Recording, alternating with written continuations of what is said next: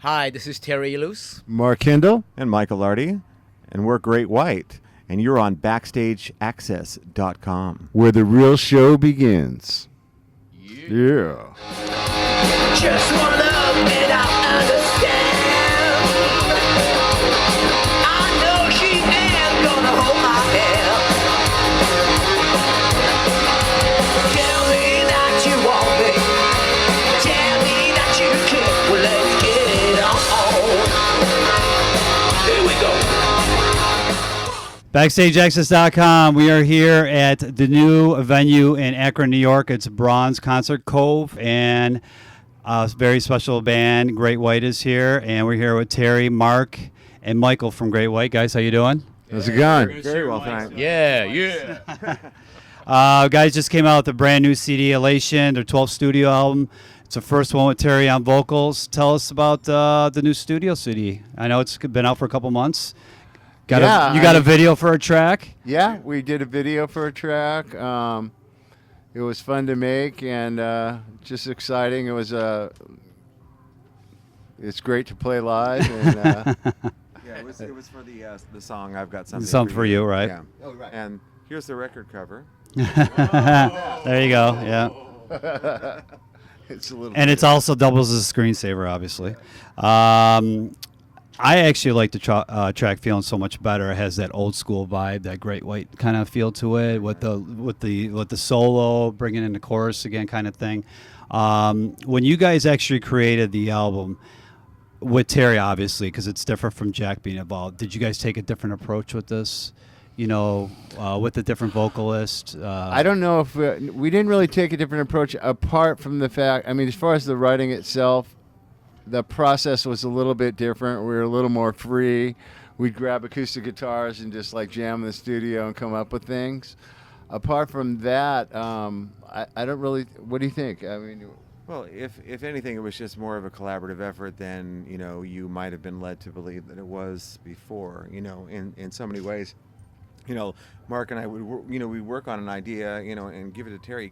He'd come back with almost a complete song, Right. So it was like really cool, like just to get Terry's input on it, as a lyricist and as writing, some of the melodies. We give him a hint now and then, but just to like have his, his songwriting abilities, like put to the song, and I think that made a difference in the approach. It was different than the way we used to write. And Terry, how was your whole experience? With the first CD, obviously doing it with these guys. Right. These guys, I mean, Mark and Michael are two great writers, and they and also producers. That's the thing. They have a vision. I was very surprised when we started recording the vocals. What surprised me is Michael and Kendall were like almost telling me what to do for the very first time since the Don Dawkins days, which, Right. by the way, I Right. didn't like. No disrespect to Don. But this time around, I enjoyed myself because I was being coached the right way. Okay. They gave me freedom, but they were telling me, you can do better, you can do this, and you can do that, and they helped me with the melodies as well. And it was very challenging to work with Michael and Mark because they, I had to go from here to there, to be honest with you, and the result, it's a great album. Yeah, it's a great CD. When obviously Jack left in late last year and all the things that went down, did you guys have in mind that you were going to have Terry obviously sing on the CD? Was it something that came after the fact? Like, how was it decided that you're going to move ahead and do this record with Terry? Well, I mean, for the past couple of years, Terry's been filling in for Jack. Right. Yep. But when it came to the point where he really couldn't return, healthy and sober or whatever, the obvious choice was Terry. We loved him at that point, but obviously there was never any plans to do a record or anything because he was filling in. So, I mean, what's your take on it? Yeah, I mean, when we got to that watershed moment of crossing over and decided we were, because of circumstances made us go in that direction, Terry obviously was the choice because we had worked with him for nearly 80 shows, and he had proven himself as far as being a front man, a righteous dude. I mean, just all the aspects of the zen of what what we feel like Great White should be.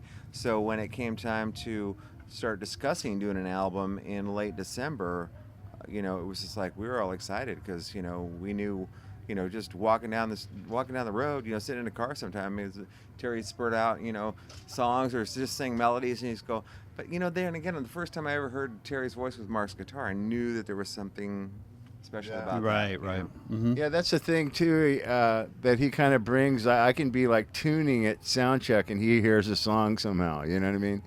And it's that kind of energy that just it's kind of contagious in a way. I mean, we the vibe in the band is just really electric, and we're all enjoying ourselves. And going on the XYZ factor, because in case everybody didn't know, Terry is the original lead vocalist of XYZ, and you guys are going to be doing some sporadic dates. I know you guys just got booked for Monsters of Rock next year, the cruise. Right. I think you got some other, maybe a date or two. That's about it. Okay. Yeah, that's about it. So how are you balancing, obviously, both bands? Well, right now my concentration is 100% with Great White. Okay. I mean, it's been that way for a while now. Right. To be honest with you, it just happened that, Masters of Rock was booked without me knowing it. Okay. And of course I will do it. Mm-hmm. But we have so much going on with Great White that I have to concentrate on Great White right now. There's no other things. I mean, I will always love XYZ, of course. I've been Pat and I were like brothers. We grew up together, and he's a brother to me. But right now, I'm 100% Great White. Okay. 110% and 120%. Along with the new CD, I believe you guys did a DVD or a taping for a live DVD future release at the Key Club. Yeah.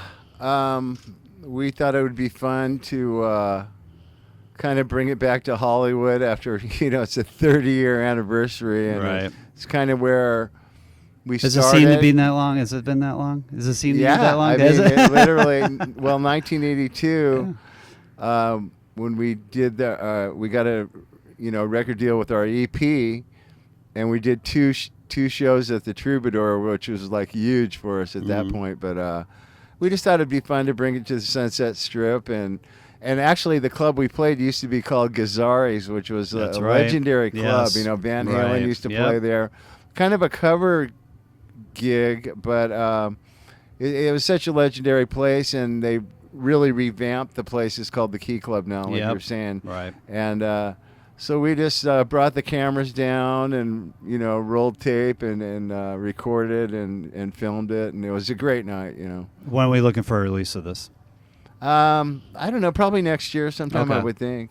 All right, so a little bit. Any other special things are going to be released by you guys? Obviously, the new CD just came out. You got the DVD. Anything else you guys got there in the is works? talk about us doing another video. Okay. Possibly for a song called Lowdown that's on the album. I don't know the details of when that's going to happen, but I think it's going to be pretty soon. And I got something for you. It was the first video. Check it out. It's all over YouTube. Where did you guys film that? Out in where was that? Tahunga? Yeah. Yeah, it's Sunland, California. It's actually the one of the sets they use for the Sons of Anarchy. Oh, okay. Yeah. Big giant, like 20 acres or something, and they got trailers and motorcycles from the 40s and old trucks and just a lot of movie props and stuff. The owner told me that Manson used to try to hang there, and they used to chase him off like way back in the 70s or whatever, or 60s. So. In the news, obviously, I don't know if you guys heard this. Chasey Guns actually came out and said that he's no longer going to do his version of LA Guns, and there's only going to be one version. He wants to have the fans know out there that there's only going to be one version. Now, obviously, Great White has, it's Great White here, but Jack Russell's also turned on the moniker of Jack Russell's Great White. Just for confusion of the fans out there, is there going to be, are you hoping at some type of resolution anytime soon, or is this going to be a legality that's going to drag out in the court for a while? I mean, we've been playing as Great White our entire career. I mean, the singer, he just couldn't come back. the way he was supposed to, which is healthy, happy, and able to, perform up to, his par. And so I don't really see how one person can be a band. I mean, at the end of the day, I mean, he's Jack Russell's Great White or whatever. It's I don't think it's that common for a singer to go off and be the band he was in. I mean, I can't ever remember it happening. I'm thinking like Dave Lee Roth, no. Paul Rogers, no. Yeah, I mean, usually when a singer leaves the band, they're just they're themselves. They don't like there's not David Lee Roth, Van Halen, or so.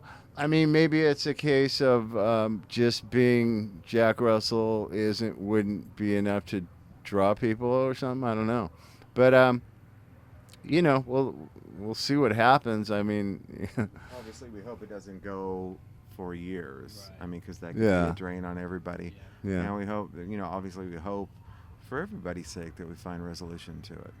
Yeah. And you guys own the trademark to the name, Audi as well, and Mark and Michael. Is that going to help with the process, possibly speed along the process, or is this going to be just pretty much up to the legal hands and see what the courts decide? It's the legal beagles. Yeah. Yeah, so it's up to the powers. I mean, I really don't know what's gonna.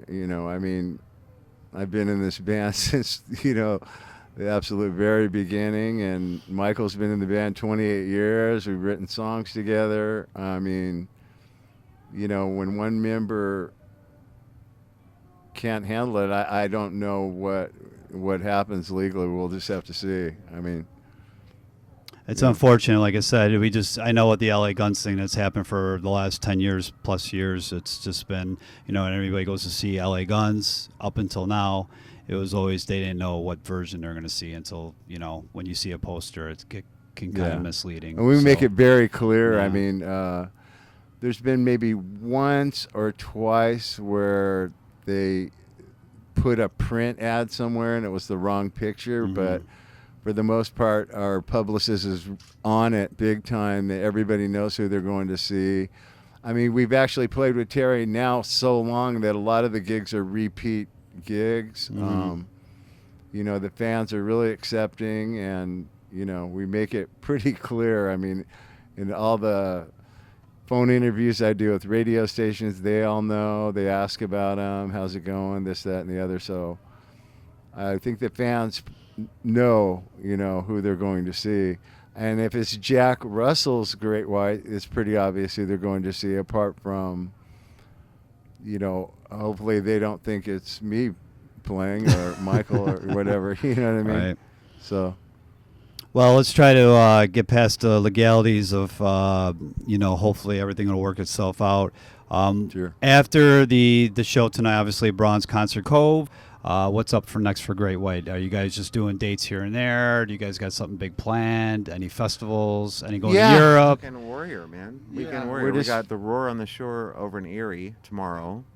Then we got On the Beach in Santa Cruz on Friday.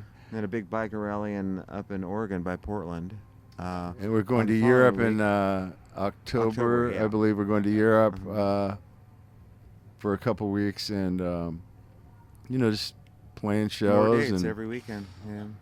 Incorporating new music in the set type stuff, and enjoying How many ourselves. songs can the fans expect to see? I think hear we'll you play guys two tonight, Two? probably two. Yeah. We don't like to really totally bombard people Right. with new music, but we like to play a couple. So we're just going to keep interchanging stuff.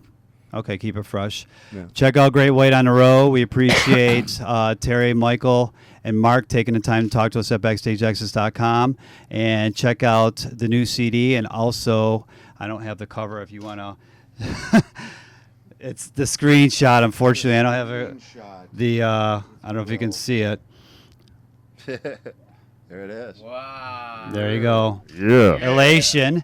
And possibly the new DVD in 2013, Mark? That's what we're looking at? So, yeah. Okay. And check these guys on the road. I believe you want to say the website real quick because I don't want to. Is it www? Yeah, it's greatwhiterocks.com, or you can go to any of our Facebooks and be my friend. Facebook and Twitter Your and thing, you have 5,000 friends, don't you? Yeah. I can. No, we got a couple. I'll delete somebody. or Twitter or MySpace is kind of passe. Yeah, but- Twitter's yeah. also. We're all on Twitter. And Okay. stuff. All right, so check them out. Like we said, BackstageAxxess.com. Thanks for taking the time. Check out Great White. Thank you. Awesome. Walk in the ring, I don't